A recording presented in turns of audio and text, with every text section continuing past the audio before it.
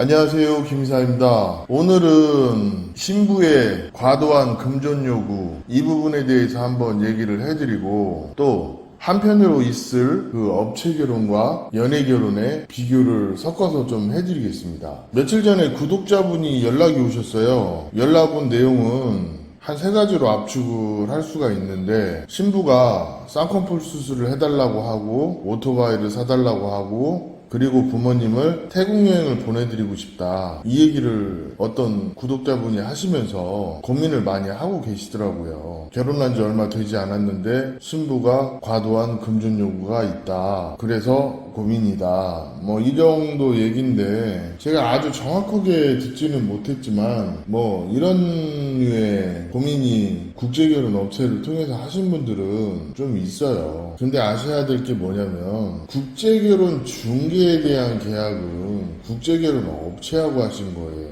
그럼 신부 입장에서는 사실 신랑한테 받은 서비스가 없어요. 현실이 그래요. 업체를 통해서 결혼하시는 분들의 상당수가 착각하고 있는 게 뭐냐면, 내가 업체에다가 1,500만원, 2,000만원 지불하는 것은 내가 결혼하기 위해서 업체에 지불하는 비용이에요. 신부님들 중에 상당수는 이 1,500만원, 2,000만원을 업체에 지불하는 거에 대해서 이해를 못 하시는 분들이 굉장히 많거든요. 현실이 그래요. 그러면 한편으로 생각해보면, 신부 입장에서 업체에다가 1,500만원, 2,000만원 주고 나랑 결혼하는데, 신부가 어떤 요구사항이 있을 때 내가 그 부분에 대해서 망설이면, 신부 입장에서는 남편이 자기한테 인색하다는 그런 뉘앙스를 줄 수도 있다는 거죠. 이분도 이 500만원 정도 되는 신부의 요구사항을 조금 부담스러워 하시더라고요. 신부의 과도한 요구 아니냐, 이런 식의 질문? 근데 역지사지라고 신부 입장에서 한번 생각해 보셔야 돼요. 이게 물론 개인적인 의견입니다만, 자기 입장에서는 한국 남자하고 결혼하는데 어떤 어드밴티지가 하나가 없었어요. 그래서 남들도 다 그렇게 조금은 해주니까 쌍꺼풀 수술, 그 다음에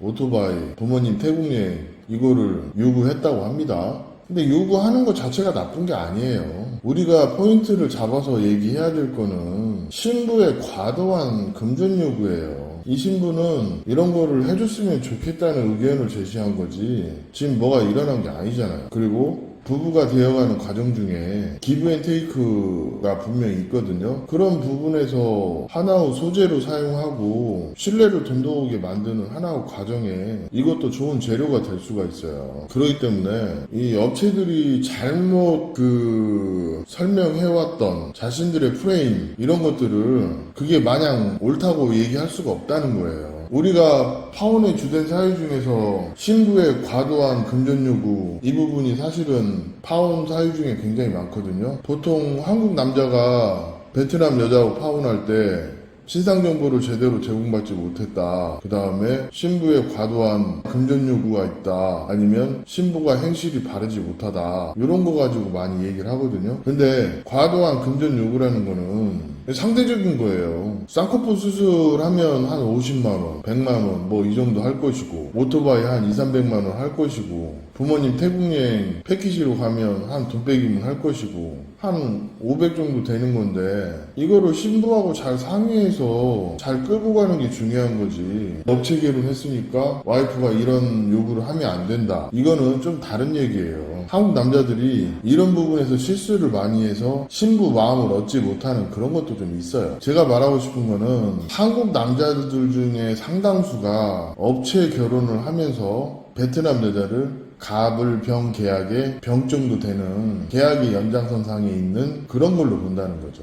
사실은 이게 잘못된 거예요. 그래서 저는 그 부분을 얘기해드린 거예요. 신부 입장에서는 한국 남자하고 결혼했는데 받은 게 하나도 없다, 본인이 1,500만원, 2,000만원 쓴 거는 업체에다 지불한 거지, 신부한테는 신부 생활비 정도 받은 거 외에는 없으니까, 신부 입장에서 자기가 한국에 가기 전에 부모님에게 오토바이 하나 사주고 태국 여행 보내드리고 싶은 마음에 신랑에게 이런 부분을 얘기하는 것이 과도한 금전전 요구와는 좀 거리가 있으니까 잘 생각해 보시고 잘 대처를 하셔라, 그런 얘기를 했고, 또 한 구독자님은 전화가 오셨는데, 베트남 여행을 한번 갔다가 바에서 어떤 여성을 만나셨대요. 근데 베트남 여성에 대한 좋은 이미지가 있어서 결혼 관련해서 상담을 하고 싶다고 하시더라고요. 그래서 일단 통화는 했는데 제가 아시다시피 국제결혼 업체는 아니기 때문에 누굴 전문적으로 소개하고 그러진 않아요. 그냥 제 주변에 있는 사람 정도 있으면 연락처 알려주고 대화나 해봐라, 그 정도 수준인데, 이분은 그 스파를 운영하면서 저녁에 바에서 아르바이트 하는 그런 여자를 만났거든요. 그래서 현재 잘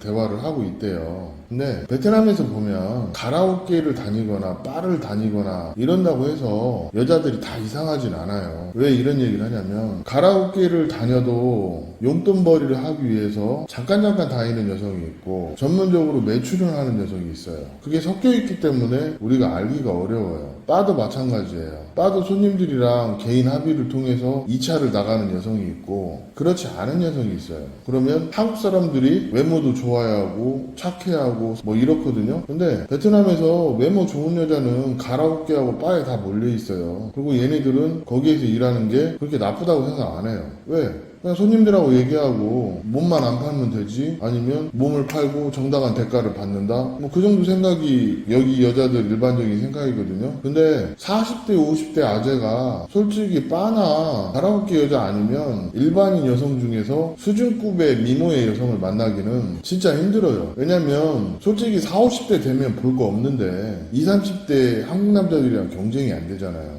사실은 이게 잘못된 거예요. 만남의 목적에서 순수한 여성들은 40대, 50대를 쳐다볼 이유조차 없다는 거예요. 이게 현실입니다. 근데 이걸 모르고 순수한 사랑을 하고 싶다는 50대, 60대 분들이 있는데 속으로 생각하면 이거 또라이 아닌가 하는 생각을 하기도 해요. 그냥 40, 50대는 젊은 처녀들은 놔두시고 인생 2차전 원하는 섹시한 아줌마 정도 만나면 어떨까 해요. 아무튼 이분은 그렇게 여자를 만나고 있었는데, 그래서 제가 그랬어요. 무슨 국제결혼 업체를 알아보냐. 그냥 그 여성이랑 잘 만나고 있으면 일단 좋은 관계 만들어 보시고 결혼이 될 수도 있고 안 될 수도 있지만 몇 번 더 만나보시고 대화 충분히 해보셔라. 업체에다가 1,500만원 2,000만원 줘가면서 결혼할 바에는 그 여성이나 가족들한테 좀 쓰고 그렇게 결혼해도 제가 봤을 땐 그 돈도 안 들어갈 것 같다, 이런 얘기를 좀 해드렸죠. 이 얘기를 하는 이유가 뭐냐면, 국제결혼 뿐만이 아니라 결혼이라는 게 어떤 와이프하고 형평성, 그 다음에 와이프에게 어떤 기본적인 배려,